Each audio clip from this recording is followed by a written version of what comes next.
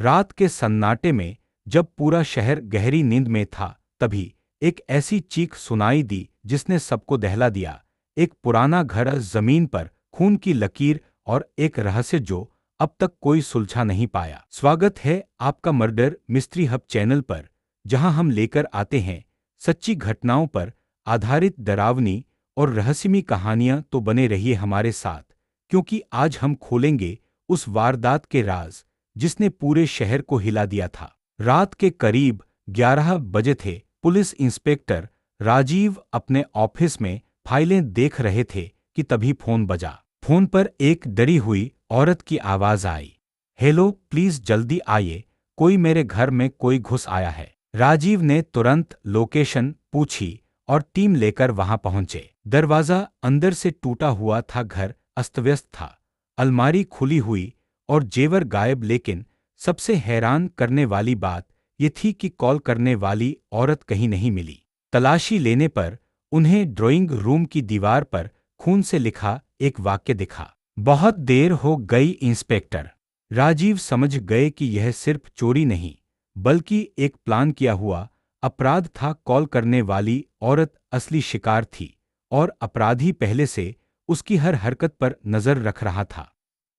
अब उनके सामने सबसे बड़ा सवाल था, वह औरत कौन थी और उसका हत्यारा कौन।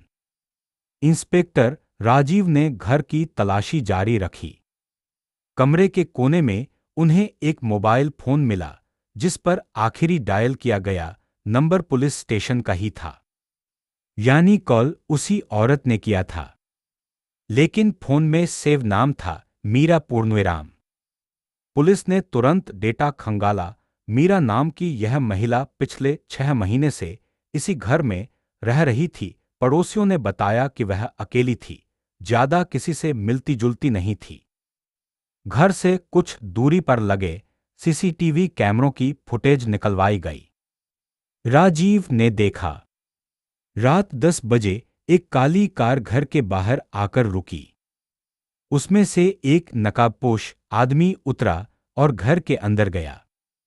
11 बजे वही आदमी वापस निकला, लेकिन हाथ में एक बैग था।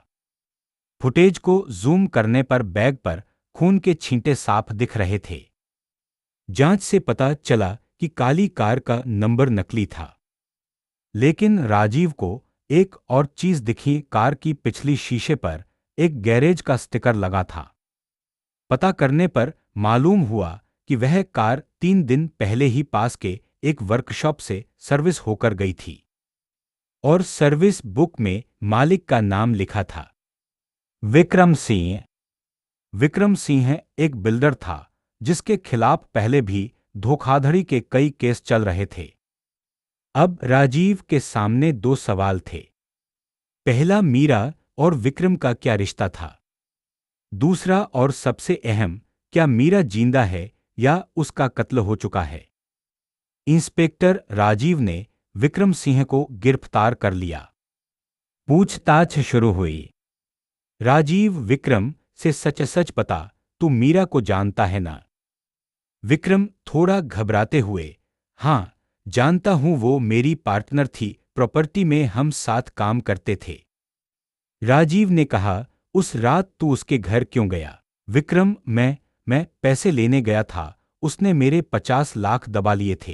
राजीव ने उसकी बात ध्यान से सुनी, लेकिन एक चीज गले नहीं उतरी। अगर विक्रम सिर्फ पैसे लेने गया था तो फिर दीवार पर खून से लिखा संदेश, बहुत देर हो गई इंस्पेक्टर, किसने लिखा? फोन कॉल रिकॉर्ड की जांच में पुलिस को पता चला कि कॉल में जो महिला आवाज थी वह मीरा की नहीं थी। वॉइस एक्सपर्ट ने बताया कि यह किसी औरत ने मीरा की नकल करके कॉल किया था, यानी असली मीरा ने पुलिस को कॉल ही नहीं किया था। जांच आगे बढ़ी तो खुलासा हुआ कि विक्रम और मीरा के बीच सिर्फ पैसों का झगड़ा नहीं था। मीरा ने विक्रम के खिलाफ एक गुप्त फाइल तैयार की थी जिसमें उसके सारे गैरकानूनी कामों के सबूत थे, और अब वो फाइल गायब थी। एक चौंकाने वाला सच सामने आया। मीरा का कत्ल शायद विक्रम ने नहीं किया था, बल्कि किसी तीसरे शख्स ने, जिसने पुलिस को फंसाने के लिए नकली कॉल की और दीवार पर संदेश लिखा। सीसीटीवी फुटेज को और खंगालने पर पता चला कि काली कार के जाने के 10 मिनट बाद एक और सफेद स्कूटी वहां आई थी। उस पर बैठी महिला ने चेहरे पर दुपट्टा बांध रखा था और वही महिला असली गुनहगार हो सकती थी। पुलिस ने सफेद स्कूटी का नंबर ट्रेस किया। पता चला कि वह स्कूटी किसी नेहा शर्मा के नाम पर रजिस्टर थी। नेहा एक इवेंट मैनेजर थी और मीरा की बचपन की दोस्त भी। लेकिन गहराई से पड़ताल करने पर पता चला कि दोनों के बीच पिछले कुछ सालों से कड़ा झगड़ा चल रहा था। मीरा ने नेहा का बिजनेस डूबा दिया था और उसके मंगेतर को भी अपने साथ मिला लिया था। यानी नेहा के पास बदला लेने का पूरा मकसद था। राजीव ने नेहा को थाने बुलाया। पहले तो वह साफ मुकर गई। मीरा से मेरा कोई लेना देना नहीं, महीनों से उससे बात तक नहीं हुई। लेकिन जब राजीव ने उसे सीसीटीवी फुटेज और स्कूटी का रजिस्ट्रेशन दिखाया तो उसका चेहरा उतर गया। कुछ देर चुप रही, फिर बोली, हाँ, मैं उस रात मीरा के घर गई थी, लेकिन जब पहुंची तो वो पहले से ही लहूलुहान पड़ी थी। यह सुनकर सब हक्का बक्का रह गए। अगर नेहा सच कह रही थी तो मीरा का कत्ल आखिर किया किसने? जांच में एक नया सुराग मिला। घर की अलमारी से गायब फाइल बाद में विक्रम के ऑफिस से बरामद हुई। राजीव ने टुकड़ों को जोड़कर समझा।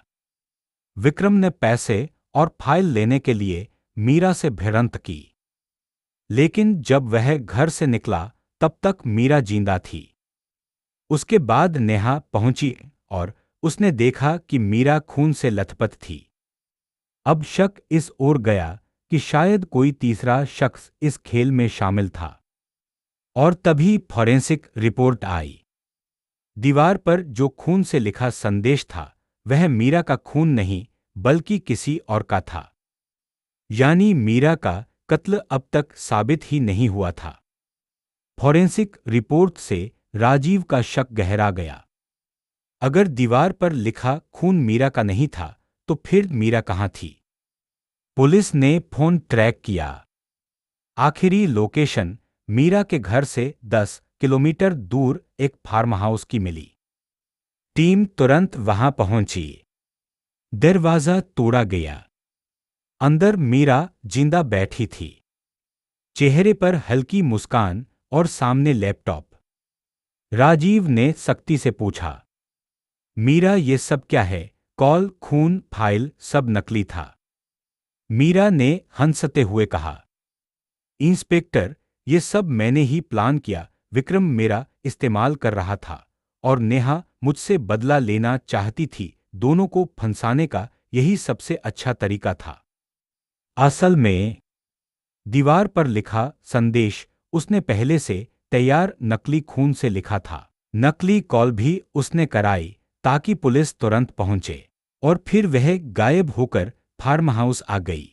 राजीव समझ गए। मीरा ने दोनों दुश्मनों को एक दूसरे के खिलाफ खड़ा करके खुद को बचा लिया और सबूतों के जरिए खुद को बेगुनाह दिखाने की चाल चली। लेकिन पुलिस इतनी भी आसान नहीं थी। राजीव ने कहा, मीरा, होशियारी दिखाने में तू भूल गई कि कानून से बड़ा कोई खेल नहीं। झूठा सबूत गढ़ना भी अपराध है। विक्रम, नेहा और मीरा तीनों को कोर्ट में पेश किया गया। विक्रम को धोखाधड़ी के केस में, नेहा को छुपाने और मीरा को फर्जी सबूत बनाने के जुर्म में सजा मिली। और इंस्पेक्टर राजीव ने फिर साबित कर दिया कि चाहे अपराध कितना भी चालाक क्यों न हो, सच हमेशा सामने आ ही जाता है।